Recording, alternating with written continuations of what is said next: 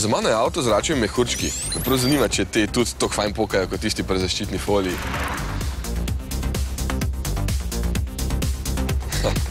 Ne gre. No, vseeno je tole avto. No, tole je Citroen C4 Cactus. In ti zračni mehuri so airbumps.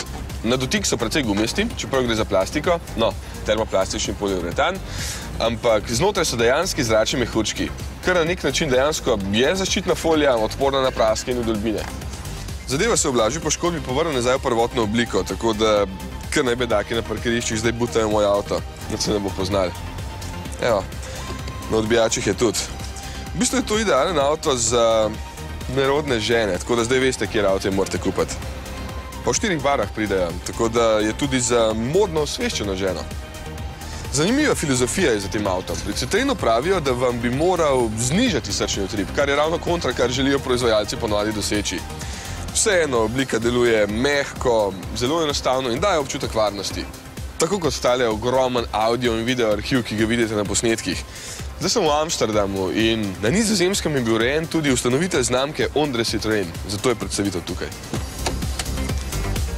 Enako je znotraj, brez ostrih robov, zelo enostavnimi instrumenti in zelo preprostim umestnikom. Ni radarskega tempomata ali pomoči za ohranjanje pasu. Vse je simpel kot pasulj. Še analognih merilnikov ni več, zdaj je vse digitalno.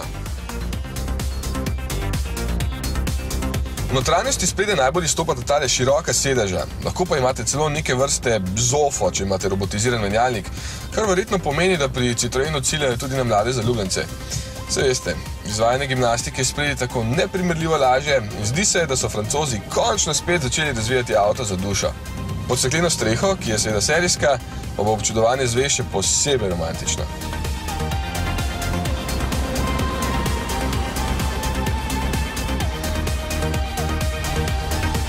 Zanimivo je tudi to, da so sovoznikovo zračno blazino namestili v strop, zaradi česar so lahko armaturno ploščo odmaknili bolj naprej in tako ustvarili boljši občutek prostornosti.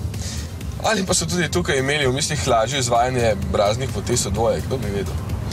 Sicer ima avto v dolžino 416 cm, kar ni veliko, ampak prostora je vseeno dosti, pa še prtljažnik je 358 litrski. Je pa res, da zadnja klop ni deljiva, ampak samo zložljiva, kar je minus. Plus to, da se zadnji stekli odprete samo navzven, ne pa dol. Z vsem skupaj so ogromno prihranjeni na masi. Nova filozofija, novi motori. Precej lahki, ker osnovni avto tehta vsega skupaj samo 965 kg. Nekje 200 kg manj kot običajen C4, kar je hvale vredno. No, motori. Diesel Blue HDI, bencinari PureTech. Bencinska sta 1,2 litrska trivaljna turbomotorja, 60 in 81 kW, torej 82 in 110 konji. Dizelska imata 68 in 73 kW, to je 92 in 100 konjev, pri čemer naj bi slednji z oznako Blue HDI na 100 km porabil vsega 3,1 litra goriva in v zrak izpustil le 82 gramov CO2 na prevožen kilometer.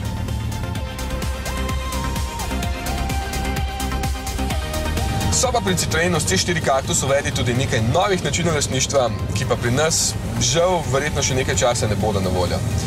Mogoče bo recimo plačevati glede na prevožene kilometre ali pa se odločiti za plačevanje mesečnega obroka, ki bo vseboval vse stroške razen goriva, torej vse servisne storitve in zavarovanje, nekaj podobnega kot smo vajeni pri mobilni telefoniji.